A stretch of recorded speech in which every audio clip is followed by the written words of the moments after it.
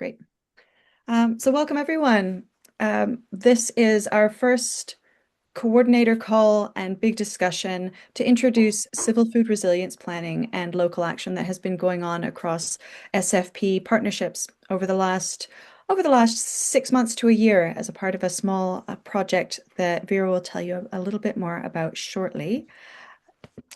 But what we wanted to do was talk to you a little bit about why we have, let's see, why we are looking at civil food resilience, what is the sort of national context that this is a part of, why establishing this action at the partnership level is really valuable. And we're going to have each, a number anyway, of the food partnerships that have been involved in this work doing really short presentations on their local context and why they've responded to particular things and what they've been doing in terms of civil food resilience preparation, planning, conversations in their spaces. Then we're going to have that discussion and sort of question exchange. So note down your questions or feel free to throw them in the chat. And then we can, as a network, start to look at what next steps would be. Vera, would you want to give a little bit of an outline of what this research has been about and what the funding has been for? Yes, so we've been focusing on the sort of broader concept and theme of food resilience, and moving beyond this kind of the cycle of chronic community level food insecurity that the UK has experienced. But there is actually quite a bit of really, I mean, like uh, a crucial and essential work that food partnerships lead on around supporting capacity building, both at the household level, supporting households, communities to be able to access support to avoid crisis situations, and support the community sector to be robust and to support communities because we know that crisis situations are sadly the reality for many, many people in the UK. But we wanted to look at this a bit more broadly and actually looking at when is the kind of within a wider context of supporting communities, supporting the community sector, and of course, campaigning for an end to the root causes of food insecurity, including a kind of chronic underfunding of sort of civic financial security nets. We wanted to look at this kind of taking this, the making the community food sector itself more resilient and more central to this work. And so part of this, and actually in response to the groundbreaking Just in Case report, 7 Steps to Narrow the UK Civil Food Resilience Gap that was published a year ago, we wanted to look at what does that mean for sustainable food places for our network. So how do the recommendations in that report come to life? You know, what are we already doing? What is the good practice? And actually, what more do we need to do? And one of the big things that became apparent is it's obvious to us in the food movement the crucial role of food and particularly community food as well as diversified supply chains. But we know that many other kind of key actors in supporting national and community resilience need a bit of better understanding of the sort of central role of what your networks do. And so so building on that report, we wanted to bring together food partnerships that were already looking at that, kind of taking a policy and strategic approach to building food resilience. And it's whether engaging with other bodies and agencies that look at how areas respond to emergencies, as well as those looking at supply chain development and other food work as a kind of food as resilience, so to build more resilience communities. So we brought together a small cohort of food partnerships that we knew were kind of working on this piece that had integrated that into their strategies to learn. And this brilliant work and today's session is really highlighting the work that has been happening, which is to say it's not exhaustive. We know that many other places are working on this, but that's what today is about also, is to hear from you guys what you've been doing, even if we haven't been sort of actively working with you in this sort of cohort. So just to say that this is kind of the start. Over to you, Daphne. Thank you, Vera. So, oops, there we go. What am I doing? There we are. So I just wanted to give a little bit of an overview of where we are now in the national context and even more broadly than that, but I won't go too far. Vera mentioned the Just in Case report, which came out last February, and that really outlined the vulnerability of our food system in the UK. Um, so from the perspective of how an event, a crisis event, would impact people, and that took into consideration the fact that we have these sort of chronic issues that are ticking along. We have cost of living, we have ultra processed food and contributing to poor health and obesity. We have difficulty for people to access food, and there are a number of things that are just sort of below the surface in a constant sense that are undermining our ability to support people and for people to live healthy, healthy lives where they can access food and be in control of that. What it brought into relief was the lack of thinking around food crisis or crises that would impact the food system. And that was by looking at the National Risk Register and identifying that there was really only one item on that risk register that looked at food, despite the fact that so many of the crisis events that are sort of looked at and foreseen and assessed in terms of their risk or likelihood would impact the food system. Just like a pandemic, it's not just a pandemic in isolation. It did have knock-on effects for the food system. So, what does that mean for us at the local level? Well, we would like to see more planning being undertaken with local resilience fora, to have more work happening in partnership with local authorities and food planning. Industry tends to do this very well, but local level and even national government is behind on this. And so, as food partnerships, we occupy this space where we're constantly engaging with it, um, albeit not in a sort of formal government recognized way. I mean, just by the simple virtue of most of us are CICs or charities, it just shows that we are doing it on our own steam. So there's a massive piece here that we are already doing in some ways about outreach and education for public communication, but that's not being handed down from the national government.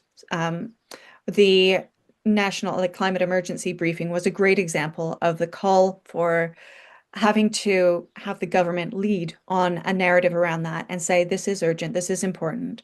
But we are doing that and putting the legwork in on a regular basis to build community. But to have it specifically be about civil food resilience is a whole other component. So I included the image of the Just in Case report. If you haven't had a look at it, go for the slimline version, go for the executive summary, because the big one is 360 pages. It is a doorstop, a very important doorstop, but it is a chonker. Um, but just last week, very quietly, DEFRA released the National Security Assessment on global biodiversity loss, ecosystem collapse, and national security. It was released very quietly because it's very, very uncomfortable. And it does highlight a lot of the tipping point areas across the world that if things happened, and many of them are already starting to tip, that it would have an impact on our food security. So I would recommend the AFN Network Plus for a really great review of that. So do have a look, and it's very relevant to the work that we're doing. So, what I wanted to do is we have a couple of speakers who do have to leave quickly. So, I'm going to invite Chloe from Powys. And Chloe, if you want to jump up and take your mic off if you're around, then we can introduce you and you can talk briefly about the work that you're doing in Powys. Thank you, Daphne. And I'm really sorry that I do have to leave at 10. So, however, I have seen that Anne and from Ceredigion and Augusta are both here, and they're part of our big civil food resilience project. So they may be able to help with questions that come later on. Great. So, yeah, so just briefly, really, about the stuff that we're doing here. I'm always conscious that we're sort of presented as Powys, but I'm going to talk mainly about the civil resilience work that we're doing, which covers the Dyfed-Powys area, which is Powys, Carmarthenshire, Pembrokeshire, and Ceredigion. And we're doing it as a partnership of local food partnerships across that area. And it's through some funding from Welsh Government, which is quite short term. But it was a very exciting project, and it was stimulated by the work that Tim Lang released. So the overall purpose of the project is to begin developing a comprehensive food resilience strategy for the area. It's broken into two sort of largest chunks, which have smaller sections within them. The first one is to have a comprehensive study, which includes mapping and analysis of the risks to food resilience, looking at critical infrastructure across the whole area of 4 local authorities, nutritional needs of the populations, and then provide a range of recommendations and mitigation suggestions for disruptions to the food supply. It looks at 4 different food shock events, so short term, medium term, long term, and intermittent. And it's really good to be able to get examples of those.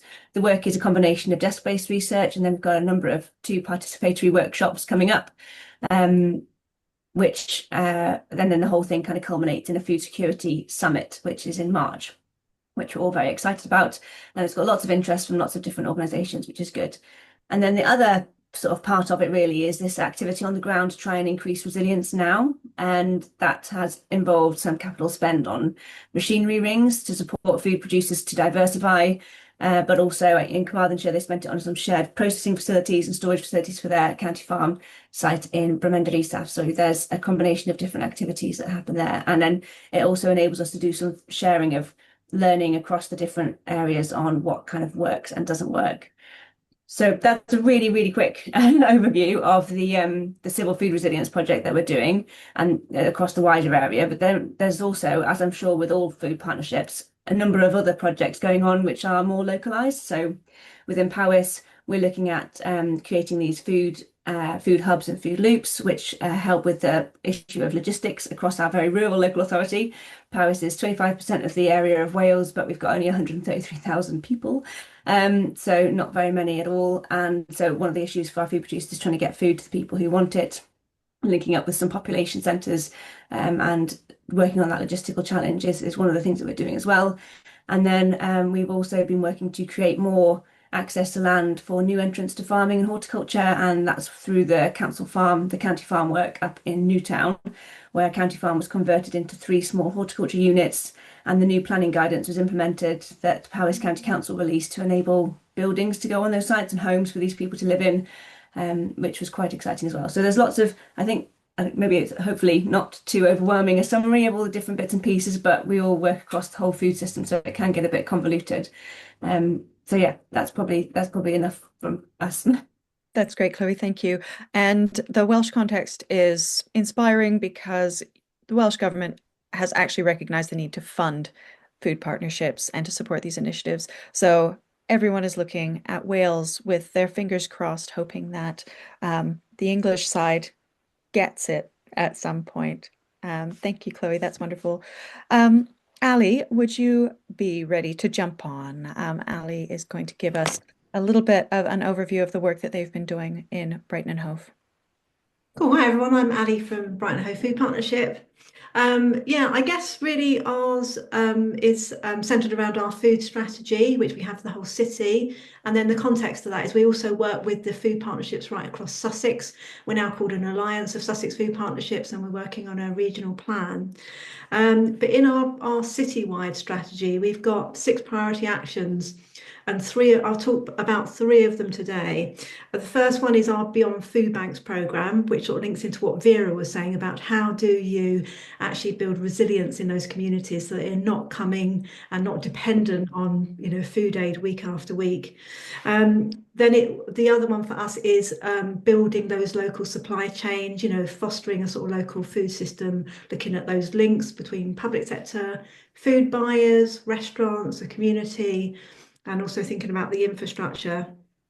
And also we have another priority action in our strategy called Edible Brighton and Hove, which in its most simplistic form is trying to get as much food grown in and around the city as is possible. So Beyond Food Banks programme, what I've been doing, first of all, is trying to get a sort of strategic preventative approach up and running, working with our emergency food network and all the sort of affordable food schemes as well. So the first thing that we've been working on the last few years is to try and transition or help food banks transition into more affordable food schemes with lots of choice and dignity around that.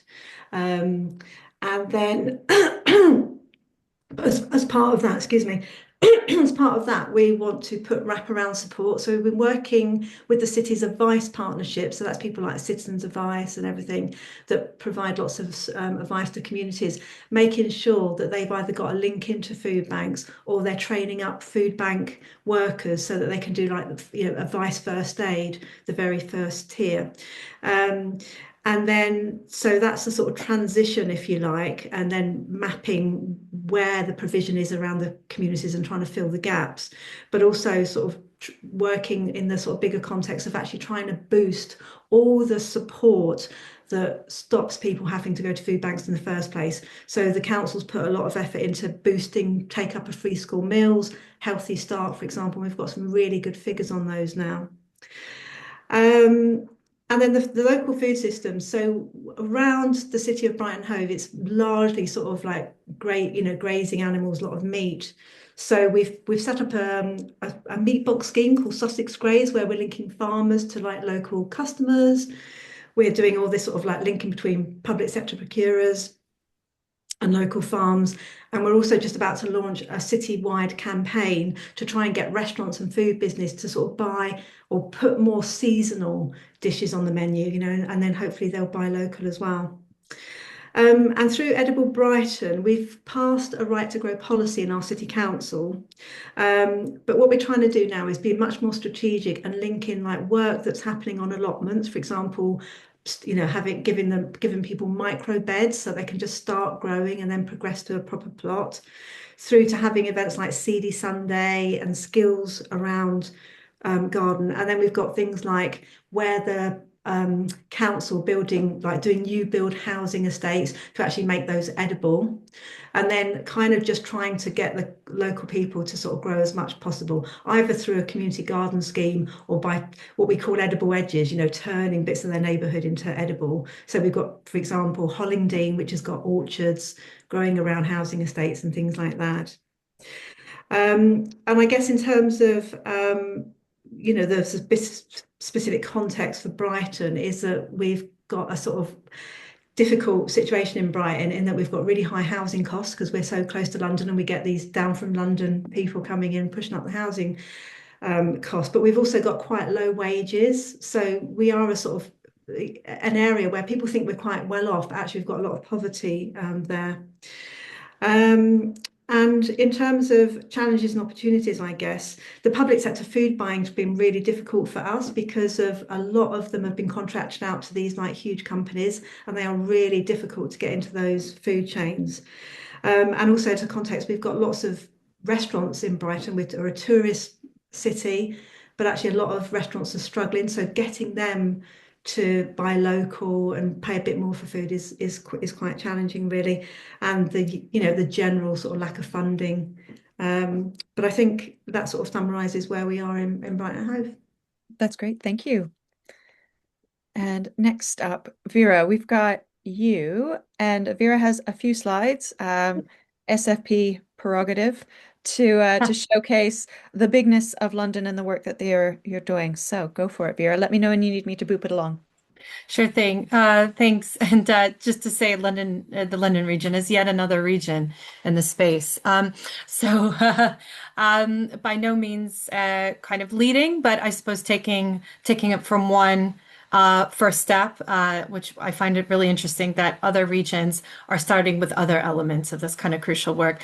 By the way, I'm sorry that my video is flickering. I've been trying to fix it and I can't. So, but so Sustain is working with London Resilience. Apologies, I didn't get a chance to put the logos on yet. We only just received their shiny logos yesterday. But yeah, London Resilience, as well as GCDA, which is the Greenwich Cooperative Development Agency. So they're an organization that support food partnership working in Greenwich and other London boroughs. So the three of our organizations have been working on mapping community food assets across London, across the entirety of London boroughs. And so what we've done, if you can go ahead and go to the next slide. So why do we need to map community food assets? I think it's an obvious one. It is a place where many food networks and food partnerships start. It's really, you need to know kind of what's in your area, what's in your cupboard, if you will. But also crucially, we know that this is a very critical step to resilience planning is to audit community food assets to know what it's on people's doorsteps. And a really critical element of planning for future emergencies and supply chain disruptions. So we know it is essential for local authorities to audit existing community food settings, to identify locational gaps as well as provision gaps, and plan for different crisis situations. And in addition to this, to really kind of know what everyday community food support looks like and where the capacity to expand is. If you go on to the next slide. Okay, great. So we know that there's a huge list. I think Daphne mentioned something like 90, 80 something, 90 something different types of risks identified in the National Risk Register. We know that food factors into very few of those. However, we also know from lived experience as well as common sense that many of these types of emergencies and disruptions have a direct impact on food supply. So I've included just a few here, but there's lots of different ways to sort of cut this cake or whatever, or to understand the sort of scale of the problem, looking at risks, but also looking at types of community access disruption. But here I'm just kind of doing this sort of overview, and these will be probably the ones that your local risk registers as well as local resilience forum risk identification will focus on. So climate-related risks, including floods, droughts, biosecurity, that includes pandemics, as well as supply chain contamination. For example, when there's contamination that leads to a significant amount of food having to be destroyed. Infrastructure collapse, and that includes things we've already seen, cyber attacks on supermarket and retailer chains, on digital systems, as well as when business closes. If some folks here will remember a few years ago, one major processor closed that led to like millions of tons of chickens having to be destroyed, killed. And there's, of course, geopolitical upheaval, which I think we have to be realistic. Geopolitical crises are growing. Britain is directly or indirectly is involved. So, this does impact supply chain disruption, price spikes. We know this full well. This has been a huge contributor to inflation and to the rise of the cost of living crisis. And of course, there's other accidents. These could be localized or, kind of more regional level events, unfortunately, such as the Grenfell fire. That will mean that a specific community will be greatly affected. If you can move on to the next slide, please. So what we've done, so the place where we've started with London Resilience is to build a kind of mapping portal in order to register as many settings as possible who, through the process of this engagement with community food networks and with food supply networks, to self-identify as settings that can support people, communities in a time of supply chain disruption or crisis. And so we're not limiting this to kind of community food and emergency food provision settings because we understand from loads of research and lived experience through the COVID pandemic that actually many settings step into the space, including businesses and school education settings, even like tourism and leisure settings, can see themselves as potential critical food infrastructure settings in a time of emergency and disruption. So what we've done is we've kind of built a map. It is not a publicly accessible map, but it is actually a mapping system that those involved in planning for emergencies and supply chain disruption can access. So settings register and borough, or if you will, local authority level coordinators, and then regional level coordinators can access that data and map and understand where the gaps are, and also crucially be able to communicate with those settings in time of an emergency. So that's where we've started. If you can move on to the next slide. So there's a kind of a raft of information that settings include, as well as including the types of support they offer, whether it's preparing meals or sharing parcels of food to prepare at home, whether they do other kind of support services, whether they have vehicles and other kind of key assets, the scale of their infrastructure. And so this kind of allows planning in a different way, and I think is a kind of crucial element to crisis sort of scenario planning. If I think we can move on to the next slide. So it's just like a little taste. We're literally publishing the portal this week. It's very exciting. So next week on the 3rd of February from 2 to 3, we are hosting a webinar on this mapping project across the London region. It's open to others beyond London. We know there's a lot of interest. So I think Chloe has or will share a link to the webinar registration. So you guys are certainly welcome to attend. But this is just the place where we're starting. It's a starting point. As we know here, others are starting from kind of different angles of this really kind of like complex issue. I think that's all I'll say for now. Hopefully that wasn't too long.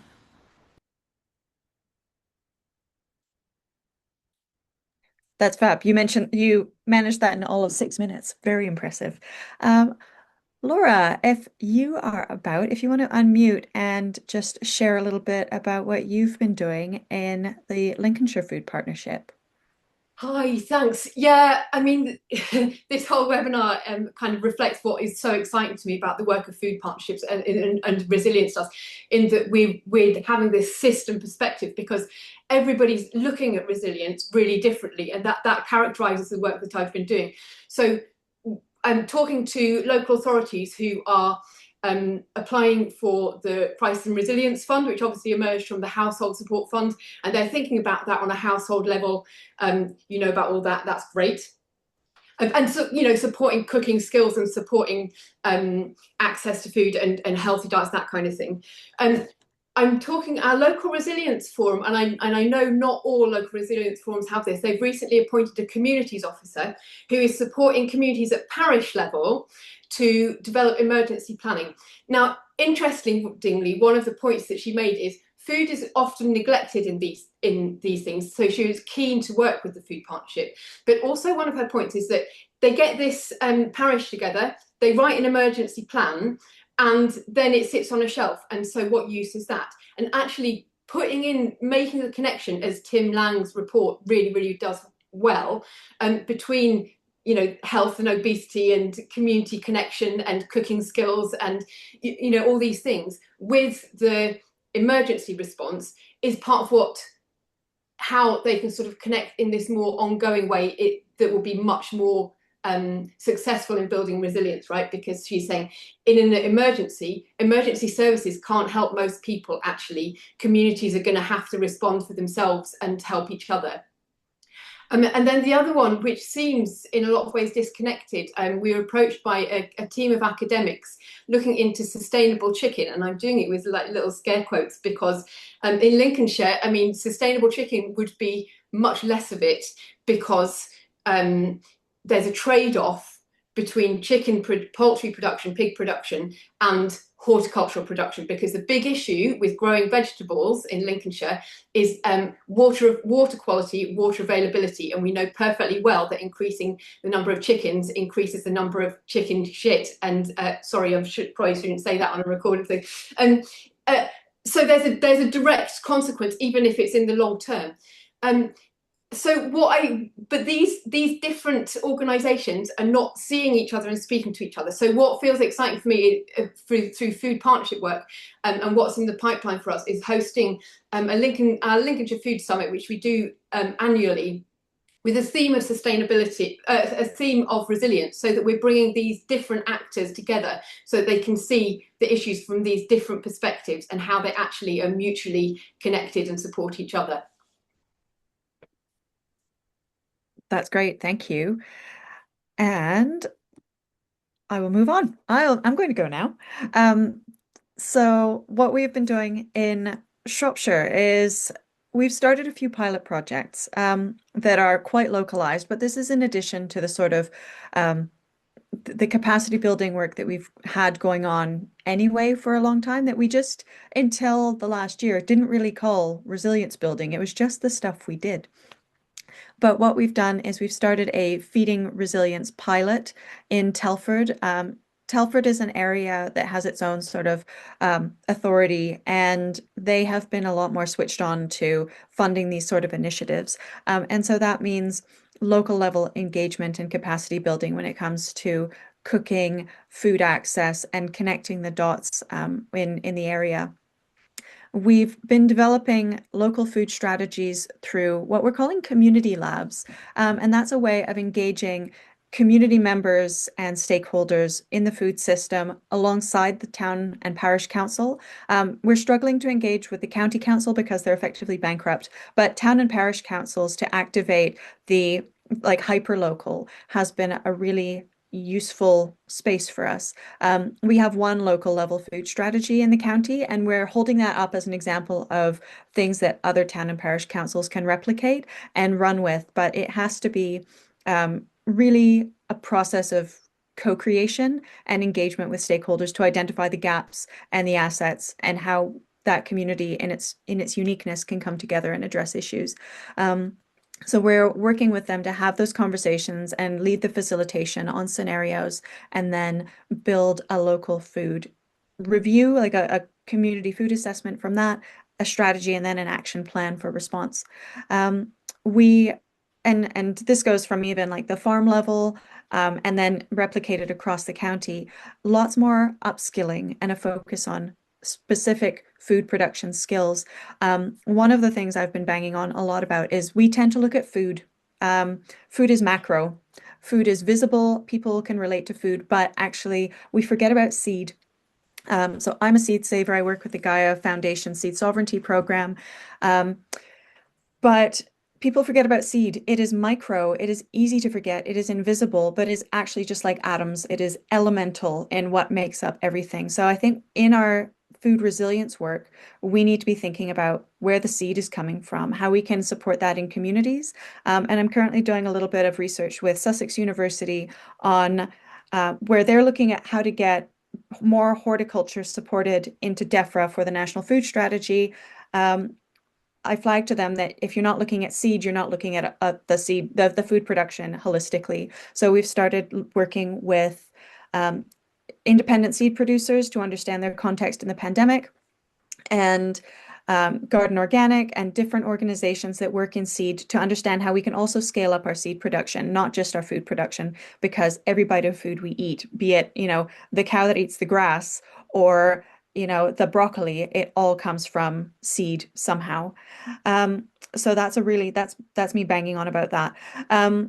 And we also have the public-facing Shropshire Good Food Trail, which is something that we've worked on for the last few years, but we've really framed it towards resilience, building people's knowledge of what's available in the area and building relationships and the storytelling around local food, local farms, and accessing that.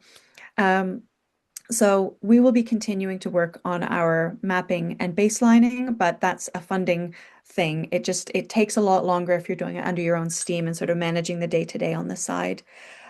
We are trying to work more on public communication in this space, from community up to the bioregional level with our partners across the marches, where we work with Herefordshire, Monmouthshire, and Powys as a sort of partnership of partnerships. We've been working to engage with our local resilience forum. They don't get food. They don't get it. I think they view it as additional work for them. And unless they get a mandate from DEFRA to bring it in, they're not going to do it. So we're working with our members, our food partnership members, of which I think we have like 360, how to create a shadow LRF, sort of like a parallel structure where we're doing reviews, backcasting, planning, and trying to understand how we can come together and mobilize if we need to. So that's Shropshire, and we're focusing really very much on relocalizing, regenerating, reconnecting people with food and one another, and that's our avenue to resilience. So Shropshire done. Ian, would you join us to talk a little bit about Plymouth? Yes, if we're going to unmute myself. Yes, good to see everyone. Thank you. So yeah, I mean, ours is very much a work in progress, I would say, with what we're up to. So, but it's been brilliant to hear so many great things going on across and the different approaches. So, I mean, basically our context is we're on the western approaches of the English Channel. We're a fishing port.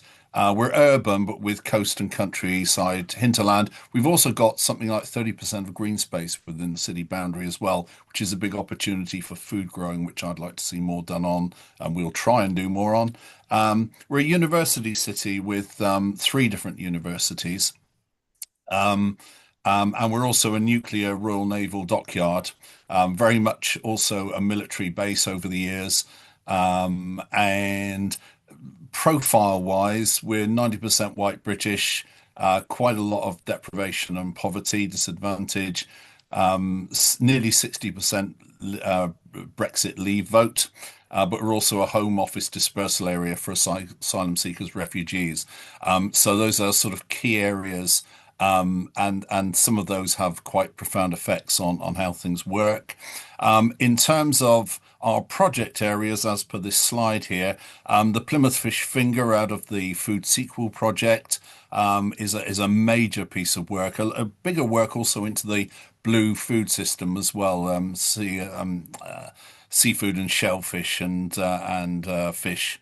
Um, Also working with the Plymouth Food Access Network, which we started facilitating during the COVID crisis. We were working with them before, but then really took it on during COVID. And I think there's so many learnings out of COVID that we need to apply here. Um, and that led to a three-pronged approach to countering household food insecurity.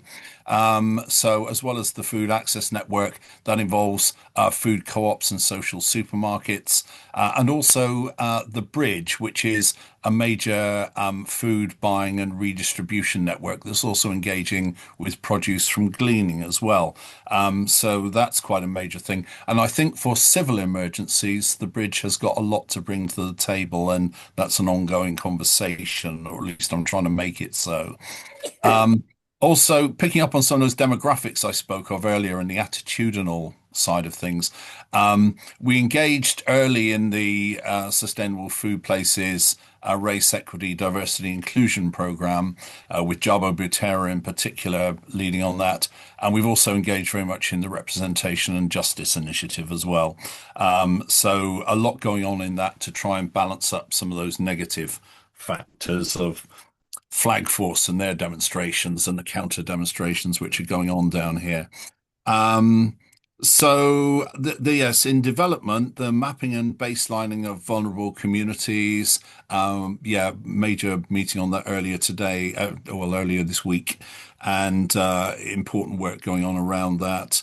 We do a lot of community engagements in various forms, and more to follow, particularly in support of our Gold Award that we're going for. We haven't got, but we're going for a focus on defence-related growth, because basically the Royal Naval Dockyard was run down very significantly and severely after the the peace dividend and when the USSR fell apart.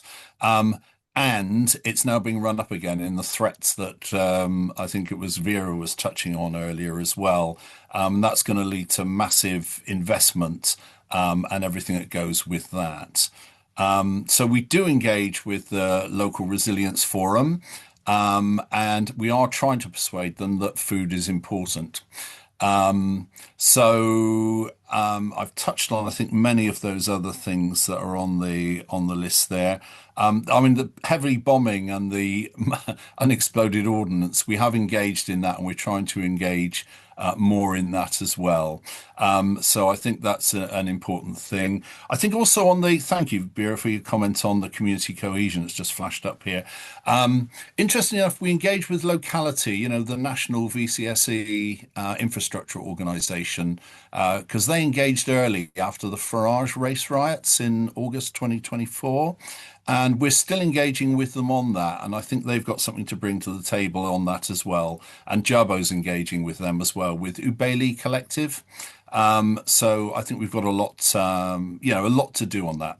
So yeah, that's it. And I'm 8 seconds beyond, so I'll stop. Thank you. Thank you, Ian. That's great. It's really interesting to hear about just the different contexts and what it means to be starting up and navigating these spaces. Abby, I will let you ad lib. Yeah, I'll ad lib. I actually did manage to throw some slides together, if that's helpful, but no worries if not. I can share them Okay, later. do you want to share? I can stop sharing, and if you want to do yours. Yeah, I mean, if that's all right. It's For sure. it probably would be a better description of what's what. Fab, go for it. If I can find them, there they are. And let's move that out of the way. Has that gone full screen for everybody? Yeah. Yep. Brilliant. So hello from Dumfries and Galloway. I don't often join these calls because we have our own Scottish contingent up here, and we have regular coordinating meetings for us lot. And obviously working with this sort of slightly different context. And also I just the whole food resilience project went blissfully completely over my head. So I kind of joined in quite late because I didn't know about it, but we were already doing that kind of work. So just quickly for context, Dumfries and Galloway, Southwest Scotland, 2,700 square miles, a population of 150,000 people spread across all these little towns and villages. So that's a lot of, and that's hardly any people in a sort of massive area, very rural community, and very scattered remote rural communities. Like the rest of you, I've been doing all sorts of broad different projects for a long time. A lot of work with farmers, set up the local food hub, getting nature-friendly food to local communities. We host the Dumfries and Galloway Community Food Network, so linking together community food projects, and we're part of a Coventry University-led procurement for goods project. So lots and lots of different stuff already going on. Hopefully that changed slides there.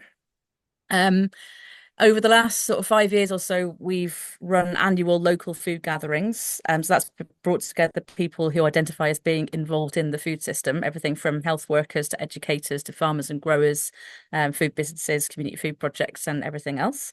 Those have largely used the SFP sort of 6 outcomes as their kind of like guiding themes. That's been quite good fun. So some of you will be familiar with the diagram on the table there of the food system from City Food Policy, Centre for Food Policy.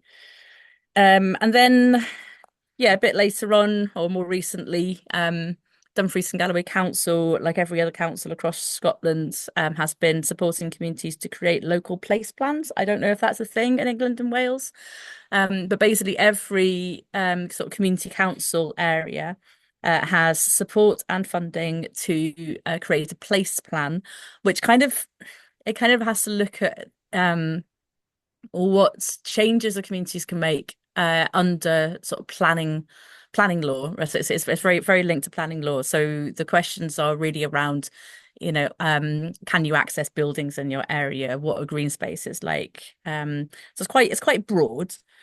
But as a sort of symptom of that, so there's a whole network now. There's people in Dumfries and Galloway Council and a whole network of sort of small community organisations and community councils that have been leading this work. And off the back of that, some of them started to look at local resilience plans. Now, that has largely taken the sort of form of, flood defences. We're all very pretty wet area here, and that kind of thing. So I chipped in with like, what about food? And like the rest of you, that had a mixed reaction. Some people were just like, well, what about food? We just buy it in the shops. And others were just like, oh yeah, okay, starting to listen. So I started to organise a few workshops. So the slide that's on the screen there, or on the screen behind me, on the screen there, is taken from Tim Lang's report, and this kind of like came around just off the back of the report, was inspired by that work. And what we did was create a series of kind of workshops using a role-playing kind of game. So around 20 to 30 people in the room. They didn't know it was role playing until they turned up. Each person got a character card, so the kind of character that you would find in a normal remote rural community. So there might be the shopkeeper and the vicar and a young harassed mum, and a farmer and a mechanic. Quite cliched characters. But they all had kind of strengths and weaknesses. So they had to kind of think about who their character was and get together in kind of village groupings. And after they got to know each other for a few minutes, I'd give them a scenario. So scenario one was something quite low level. And so the scenarios were taken from food system shocks that could happen. So it might be something like a cyber attack, at low level, but it's quite a short term thing. Now this workshop, the one that is on the screen just now, actually happened at the same time as the cyber attack on the Co-op and Marks and Spencers, so it was quite a real life scenario to use. So they'd kind of like talk about how they were going to respond to that. So they had a number of prompt questions on the screen to think about, what was happening in their community. It was kind of time bound, they had a time frame to work within, and then I'd hand out another shock, which is something much more sort of big scale, like sort of biodiversity breakdown and climate collapse. And they had to work out how they were going to respond to that shock as a community, work together, and basically make sure that nobody went hungry. And it's quite interesting. You've got some people kind of going, right, I've just got food, I'm going to keep it all to myself. And others who are just like, open up the schools, grow, and how are we going to sort of tackle this in the future? So really interesting, people getting really into their characters. It was good fun.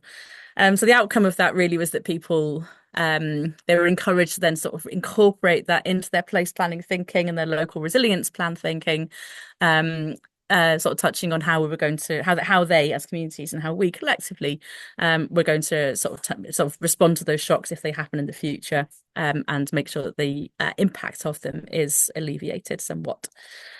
So finally, what's happening next is Scotland has just signed off on our National Good Food Nation plan. It's a bit crap. It's very much a framework plan with very few sort of targets or outcomes that are meaningful. But it's a step in the right direction. They keep saying it's the first one and the first iteration. There'll be more in the future. But off the back, but it's the second just sort of phase of that. Every public body has about 12 months from now-ish to create a regional Good Food Nation plan. So I'll be working very closely with NHS in Dumfries and Galloway and the local authority, who have got their Good Food Nation leads, and creating the regional Good Food Nation plan. And I'm planning to use a lot of those food resilience sort of role playing kind of formats and other sort of ways of engaging into that work. That's it. Fab. Thank you, Abby. That's great. Hello. Can everyone see my slide now? Is that okay? Sorry to throw you in it as soon as you arrive. No, that's okay. Please join us and give us a little bit about what you've been up to in terms of the food resilience initiatives that you've been working on. Sure thing. Hi everyone. It's really brilliant to be having this session and being able to share not only what we're doing, but all the other great stuff that people are doing in different places. How long have I got, Daphne? Sort of 5 minutes-ish. Okay, cool. So I'm going to talk about a particular project that we've been focusing on around kind of resilience in relation to sort of disaster scenarios in Bristol. So it came about when we were first putting together our current partnership programme, Bristol Good Food 2030, and we're signatories to the Milan Urban Food Policy Pacts in Bristol, and we identified that one of the things in their framework of guidance for urban food resilience is around having a disaster risk plan for food. And at the time, one of the team members was very much involved in emergency food provision in Bristol during COVID.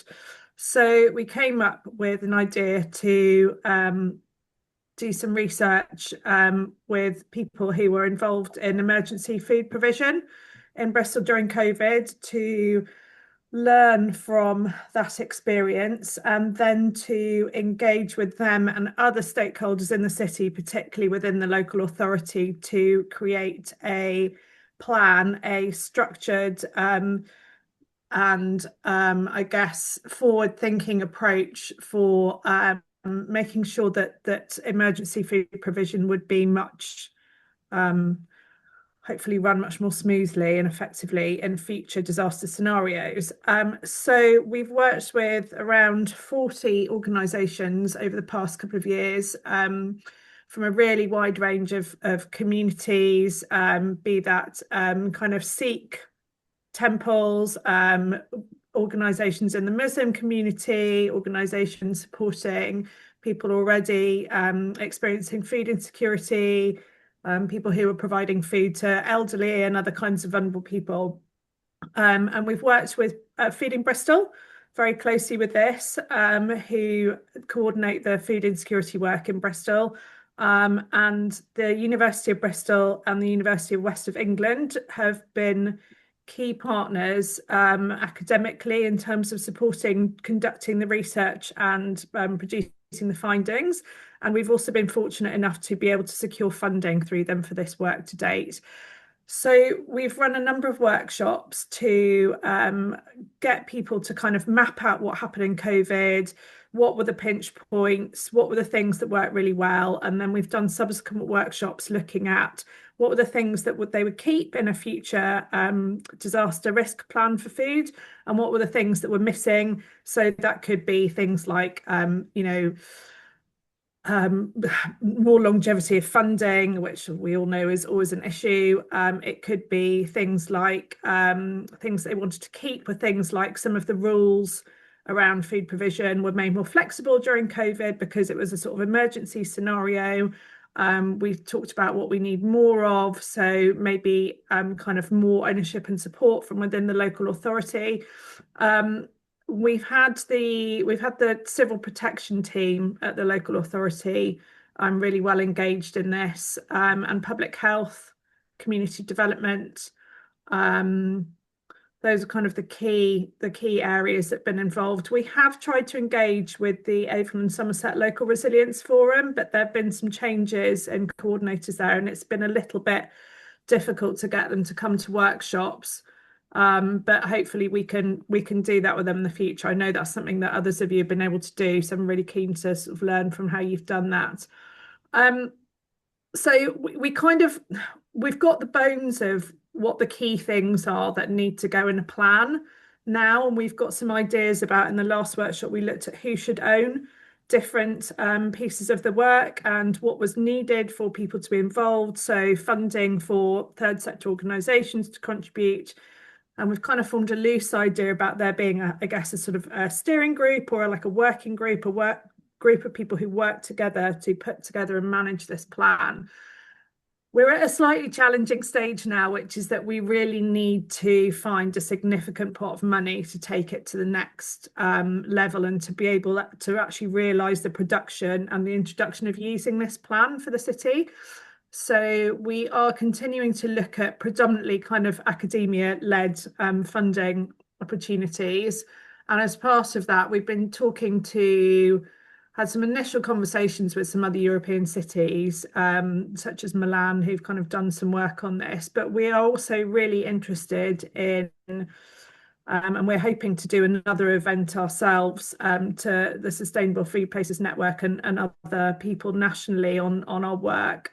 We are really interested in having conversations with other cities in the UK who would potentially be interested in delivering this work together and looking at joint funding bids. So if that's of interest, do pop me a line. I'll put my email in the chat. I think my 5 minutes is up. So yeah, if anyone has any questions, feel free to ask now, or you can always pop me an email.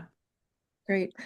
Thank you. That sort of brings us to the end of the presentations. But what I wanted to invite you to do, Chloe has one final. Sorry, are you still seeing this? Chloe has one final mentee question, which is just how can the SFP support the work that you're doing? How can Sustainable Food Places show up for you? And what sort of direction do we need to take this in together as a network? So it'd be really great to get your thoughts on that before you go. And I think we have time for maybe one last comment or question, if anybody has that. Or Vera, would you like to say anything to wrap up?